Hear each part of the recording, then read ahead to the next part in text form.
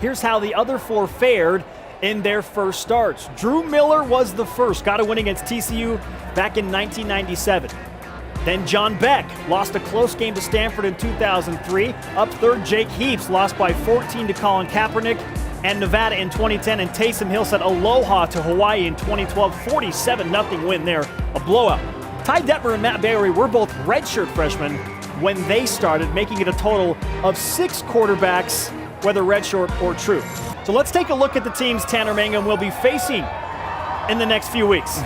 Yeah, so much for easing him into things as the starter. 20th ranked Boise State tonight, at number 13 UCLA next week, followed by a trip to the Big House and Michigan at the end of September. What do you expect from Mangum in the next 3 games? Let's get to know the foe now. Boise, Idaho, 380 miles away from Provo, Utah. The Broncos lead the all-time series against BYU 4-1, including last year's 55-30 drubbing of BYU on the blue turf. Before BYU and Boise State started the first of a 12-game series in 2012, a budding rivalry was born in 2003 and 2004. Boise State stormed into Provo in 03, routed the Cougars 50-12 at LES. John Beck saw time as a freshman quarterback in that game. The Cougars made their first ever visit to the Blue in 2004, nearly pulled off the rare upset in Boise. BYU punter Matt Payne laid some big hits, but pushed the game-winning field goal wide left with 23 seconds left, BYU losing by 1. The Broncos and Cougars would meet back up in 2012. Taysom Hill saw some time as a true freshman and led the Cougars on a drive that put them within 1, but the 2-point conversion failed, and an ugly loss resulted, 7-6. It did see BYU's defense put up a goal line stand for the ages. The Cougars finally got a win over the Broncos at LaVell Edwards Stadium in 2013. Cody Hoffman became the all-time touchdowns reception leader that night, and the Cougars rolled to a 37-20 win. And then there was last year, the Cougars without Taysom Hill. The Broncos offense having their way with BYU, won 55-30 a game. I'm guessing that a lot of BYU players still on this team have not forgotten. Now to Game 6 of the series, culminating in the first road start for Boise State quarterback Ryan Finley. As we have chronicled very well up to this point, BYU rolls out Tanner Mangum. David alluded to it, a Boise State fan growing up. Now he faces his hometown team. Here's what the players and coaches have to say about Tanner and playing in LaVell Edwards Stadium. I grew up going to all the Boise State games. I love BSU. I had some former teammates on the team. I know a lot of the coaches. So it'll be fun to see them again and to play against them. He's a very good football player. You know, what he's done from what I remember him in high school to where he is now, he looks bigger, he's stronger, he's obviously more mature, but even his mechanics and the way he threw it and moved around, you can tell he's improved. They've done a nice job with him. And so that's what he brings. He's confident and poised beyond his level of experience at the college level. And then he has an absolute cannon for an arm. But he has a missionary body, meaning he's been home for 3 months. And we are hopefully 12 more games to play in a Division I football season with all the practice that goes with it and the hits and that's a huge toll on a missionary body. And regardless of what position you play. So we have our work cut out. He's a slinger. He's a gunslinger, you know. But he's also, I feel like, a naturally born leader. He was meant to be a quarterback. And I think he's grounded, mature, confident, and poised enough to handle it all. I'm not sure there's another place like being at BYU in terms of the quarterback position and all that comes with it. All I can do is help him the best I can, try to just be the same regardless of either of those, because there will be both. I expect it to be the biggest home crowd we've ever had. I hope. I'm hoping very much so, because just being at home, you know, sophomore year, I'm more comfortable. I, solidified kind of like my spot. So I feel like it should be exciting. I want to get the whole crowd going intense. It's got to be a sellout game. I mean, this is going to be huge. And like I said, every time we have fans there, it helps us out so much. So we're just going to go out there and have fun with it, honestly. Hopefully the fans enjoy the game. Here's tonight's broadcast lineup. We are live for over an hour tonight. The game on ESPN2 with a 10:21 p.m. Eastern Time kickoff, followed by our live post-game show on BYUtv, as well as the BYUtv Game Day replay. And for your Y Factor leader in the clubhouse, David Nixon, who you got today? Well, I'm going with Devon Blackman. And I'm going with Devon because I think he'll at least score his first touchdown. If you're coaching tonight, you got to find some way to get the ball in this guy's hands. I don't care if he has to line up as a running back, as a quarterback. Get him a touchdown. He has caught a pass in 9 consecutive games. He has 2 100-yard receiving games here in 2015, averaging 12.5 yards per catch, but he cannot find the end zone. So I'm going with Devon Blackman because I think he'll finally have his first touchdown as a BYU Cougar as a senior. So Devon will be my Y Factor pick.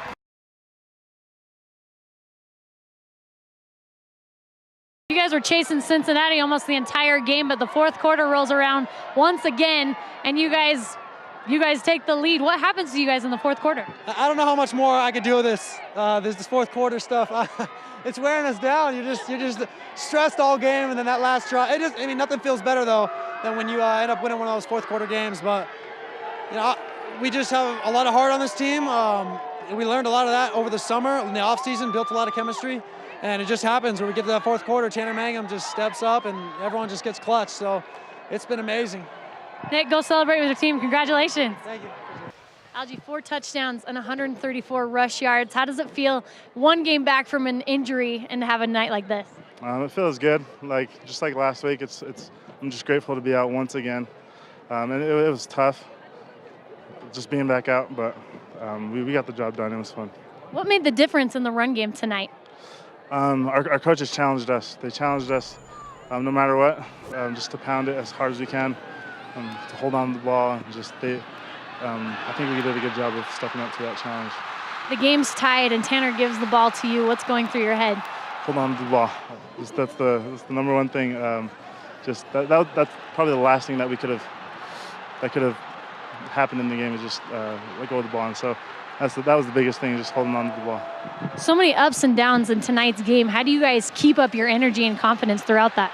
I think build off of a lot of the good things that we did, but then correct. There's a number of mistakes that I could have done and that we all can work on, and so I think just that. What is the biggest thing you want to take from this game and moving forward into Cincinnati? Just continue with the momentum that we have. It was a huge win for us today, and I think just keep the guys motivated and just keep fighting. Thanks, Algie. Congratulations.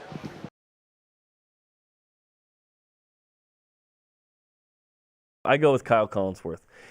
Specifically, his versatility, his triple-double ability, if you will, which isn't a word, but it is now. That was elite. Every game became a triple-double watch. And how fun was it when it was at halftime and he's got like a 9, 7, and 5, and that second half you're watching every rebound, you're watching every assist. It was crazy exciting. In the offseason, we postulated about the possibility of a single triple-double given the fact that BYU would have increased post presence, yet Kyle Collinsworth equaled last year's 6 triple-doubles for a total of 12. He became the all-time leading rebounder, the all-time leading assister. Which is just crazy. 11th in points, 2nd in steals, by the way. No one's really mentioned that one. 1st in offensive rebounds, 2nd most games started in BYU history. He is, to me, the BYUSN Elite Award winner. But the guys that we picked did not win Male Athlete of the Year at the Y Awards last night. That was Shaq Walker. That was player voted, athlete voted. 800-meter All-American. He's amazing. World University Games medalist. He's among other nominees. Lexi Rydalch, all-time leading scorer in the West Coast Conference, either gender, West Coast Conference Player of the Year. Top 5 in scoring, 3-point shootout tonight on ESPN, by the way, 9 Eastern. How about Alexa Gray, first-team All-American? She's an All-American for 3 years? Engaged to Tyler Magnum. West Coast Conference Player of the Year. Ben Patch is also a pretty good volleyball player. He leads the MPSF in kills per set, points per set. The dude's awesome. All Colton Shaver does for BYU baseball is hit home runs. Against Utah specifically most of the time. One of the best in the nation in doubles and home runs. Jake Taylor is an All-American again in the 100 and 200 backstroke last week in the swimming pool. And, of course, Bronson Kafusi is going to be BYU's NFL draft pick this year. The way Bronson Kafusi played the last 5 or 6 games was elite. It was amazing. That probably was going to be my second choice if I didn't go with Kyle Collinsworth. You can pick a coach as well. Mike Littlewood has the BYU baseballers back in the rankings for the first time in 22 years. They're 20-3. This is his 4th year. If you want to go with a coach, Sean Olmstead. Hey, all he does is go to the national championship with BYU women's volleyball and then takes over the hopefully goes to the national championship as well. Yeah, he might go to the national what championship. If they go to the title game next year with the men? What if they go to the title game? That would be awesome. So last night we sent out a cutout of Jeff Judkins and said, "Okay, send in your best Photoshops." The response has been amazing. Okay, it has been hilarious. If you have not watched this, okay, there was just one on. He's on the Game of Thrones. Like, that's fantastic. He's just sitting there. The Mount Rushmore, the Abraham Lincoln, memorial in D.C., Lord of the Rings. This one's my favorite. We're showing it on BYUtv at Andrew Streeter _. It's Jeff Judkins replacing Abraham Lincoln. Like on that Lincoln Memorial in D.C., right? That is the best one to me. Lord of the Rings with the Fellowship of the Ring. In the 20s, the construction crew. Taysom Hill leaping over Jeff Judkins against the construction Texas. crew that's eating lunch. He's just sitting on the big beam there. Yes. Amazing. It's been amazing. Keep them coming using the hashtag BYUSN. Go follow at BYU Sports Nation. You can go back and grab that cutout. It's been so funny. And we are going to use all of those in the Y Awards. 29th ranked BYU baseball beat Utah 6-0 last night using 8 different pitchers. Colton Shaver hit his 5th home run of the season. The Cougars are now 16-1. WCC play begins Thursday against Pacific. Head coach Mike Littlewood joins us next. This is what the Colton Shaver home run looked and sounded like. Shaver absolutely loves. Swing crash to left field. Out of here. 2-run home run for Colton Shaver. And I think the biggest thing is guys think they can win because there's teams that have a lot of talent, but they'll go out and they just find a way to lose. Our team is pretty talented, not the most talented, but they believe they can win, and that's such a huge thing. And again, we understand we're not going to win every game. A loss is going to happen, but if we go out and play with the same competitiveness we have been, things are going to be okay for us. A Tuesday game against Utah in 2016 is a weird game because you're going to throw a bunch of pitchers, but it's Utah, and oh, by the way, it's snowing, and you want to win this game. What was that dynamic like last night? Well, I told our guys the day before, we're playing no matter what. And I didn't think it'd be snowing, but I said we're not going to get colded out. Unless it's snowing or raining during the game, I didn't say flurries because that's what it was, we're going to play. So their mindset was, we're playing. You can get in that mindset of, well, I hope it snows and it's kind of cold. We knew we were going to play. Utah's an important game. Just because we had 5 games last week, the only guys that were really ready for us were our pen guys. And so we knew that we had to go out there and throw strikes. And it's actually pretty challenging if you throw strikes and you're seeing a new pitcher every single inning. We got to their starter in the 4th or 5th. I believe it was the 4th for a couple runs after seeing him a time through the lineup. They weren't able to do that against us. So I was really proud of our pitching staff. Mike Littlewood with us in Studio B on BYU Sports Nation. The BYU baseball team has won 10 straight, 16-1 overall, best start in program history.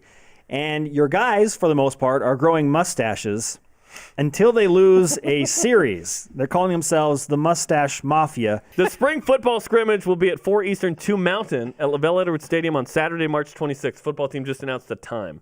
So locally, 2 o'clock. Admission's free. Gates open at 1 Mountain. We will have a live BYU Sports Nation at 4 Eastern. 4 Mountain. Sorry, at 6 Eastern. So 2 hours. After that game, we'll have interviews, reaction. Correct. And highlights from the spring game coming up on the 26th. Saturday specials on BYU Sports Nation. Next week we're doing it too. That's right. We'll have back-to-back Saturday specials. A good reason to rise and shout. It's time for What's Trending. You're talking about it, and so are we. It's What's Trending on BYU Sports Nation. UAB, BYU, NIT, game day. You've got a goal, and then fate will put you in a different spot. And what are you going to do with that opportunity?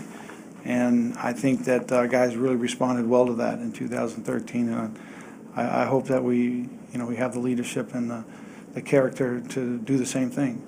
Dave Rose on his team approaching the NIT for now the third time since he took over as the head basketball coach at BYU in that 2005-2006 season.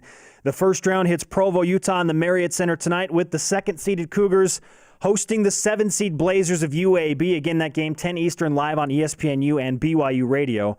The Cougars are a 9.5-point favorite, according to odds makers. That's a lot. This is a 26-win team, regular season champion in Conference USA coming into Provo, and BYU a 9.5-point favorite. So other than a trip to the second round and a win, in the statistical category, what does this game really mean for BYU? That is the double rainbow question, isn't it? What does it mean? Which brings us to today's Twitter question. How does the result of tonight's game affect your outlook on the BYU Hoops season? Okay, so there's a game tonight. How does that affect your outlook on the BYU Hoops season? Use the hashtag BYUSN.